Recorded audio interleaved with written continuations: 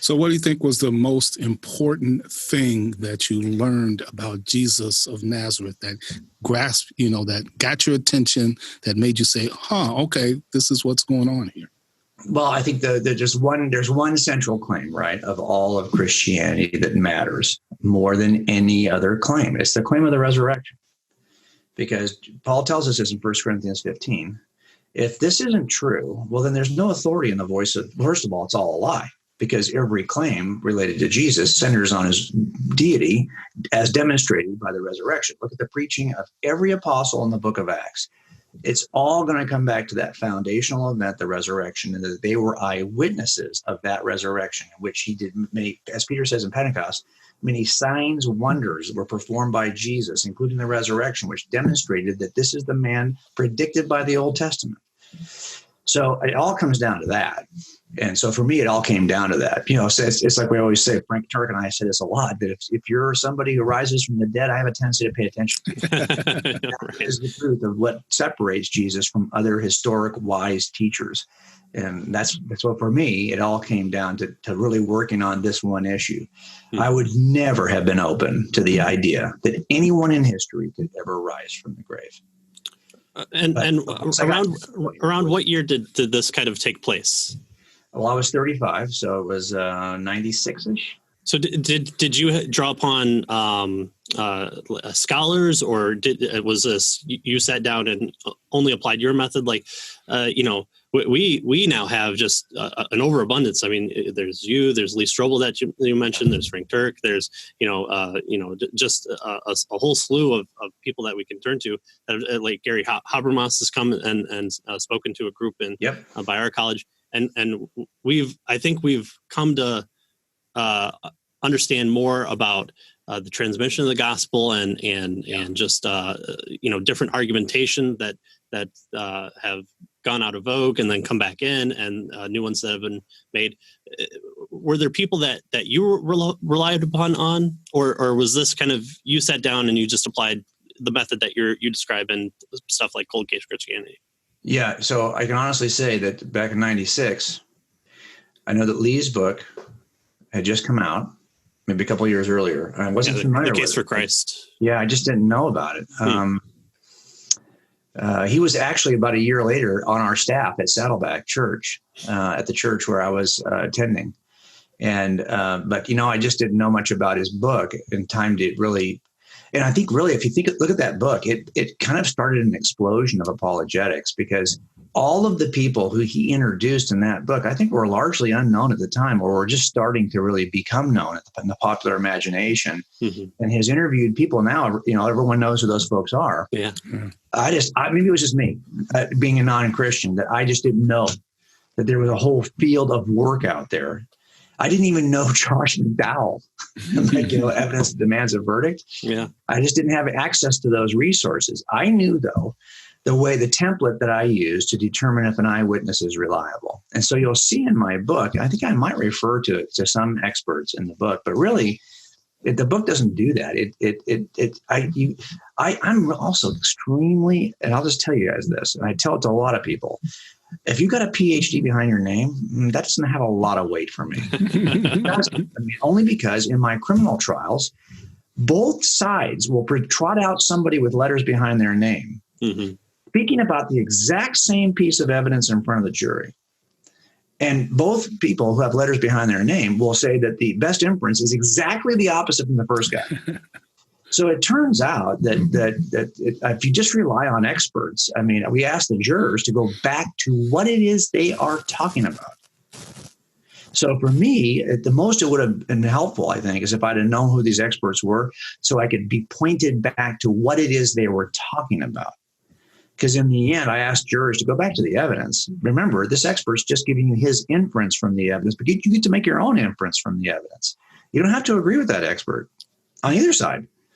Now, it's good to have a broad spectrum of people who give you their opinion about what this best inference is. But if you go to my talks, for example, you will not hear me trot out the names of experts. So-and-so says this about the God. I don't care what anybody says about it. Let me show you what the base evidence looks like, and you can make your own decision. That's what my talks are all about. I do not cite experts.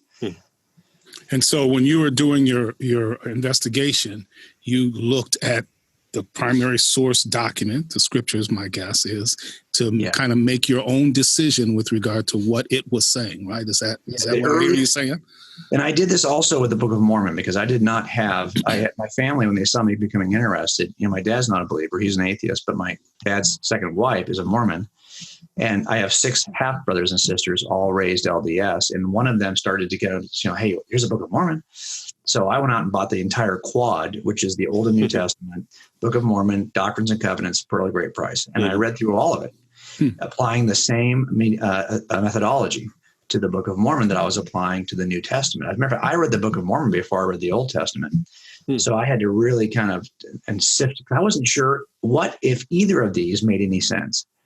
And, I really wasn't out to prove the Book of Mormon wrong, because I think I would have been very comfortable within the context of my religious family, who were not religious, but I mean, my immediate family, there's no believers anywhere, but my dad's second family does have Mormon believers.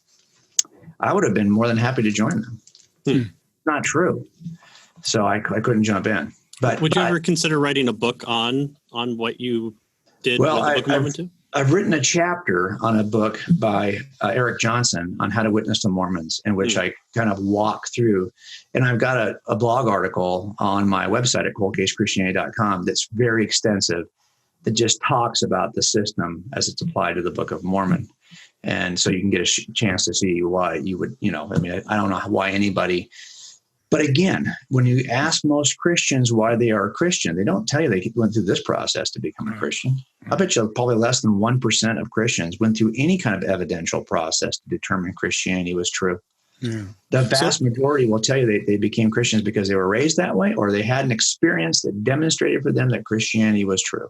Right. Which is the exact same 2 things that my Mormon family tells me why they're Mormon. Same thing. Yeah. Mm-hmm. So with regard to the system, briefly, can you briefly explain what the system is and how it works?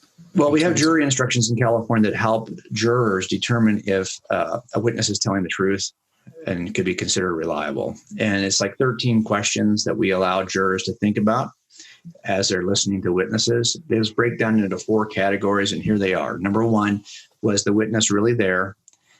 Can you demonstrate that he was there? Sometimes people will say they saw something, but actually we determined they weren't even in the state. So it's all a lie. 2, have they been consistent? Or can they be corroborated in some way? Is there something? Now remember, corroboration and verification is always touch point. So if you have a witness, if you have a video of the event, well, the video acts like the witness. So that's not going to that's actually a witness. But if you're going to corroborate a living eyewitness in some way, it's only going to be a fraction of his or her statement. Because if you told me you jumped over the counter and this guy jumped over the counter and screamed at the teller and pointed a gun at her and demanded money, well, I might be able to find a palm print to corroborate the witness's statement on the counter. But the palm print will not tell me what he was wearing or any of the other aspects of the witness's statement. What did he say? Was he carrying a gun? That palm print's not going to tell me any of that. So remember, I'm looking for corroborative evidence, but I expect it to be only a fraction of the overall statement. 3, did they change their story over time? Or have they been honest and accurate consistently? And 4, do they possess a bias that would cause them to want to lie to me? So these are the things that I'm looking at in eyewitnesses. And I decided, well, could I apply that strategy to the gospel authors? So my strategy and my approach is different than, say, for example, years later, I was reading, Sean McDowell became a friend of mine. We were taking students on mission trips. And I finally got a copy of the second edition of his dad's book back in those days. Not the one that's out right now, but there was a second edition in the middle. There was more evidence, I think. Yeah, whatever it was called. Yeah.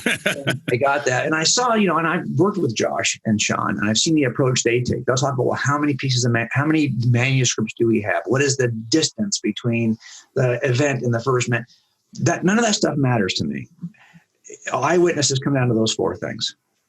And if the gospel authors pass the test in those 4 areas, why would we not consider them reliable?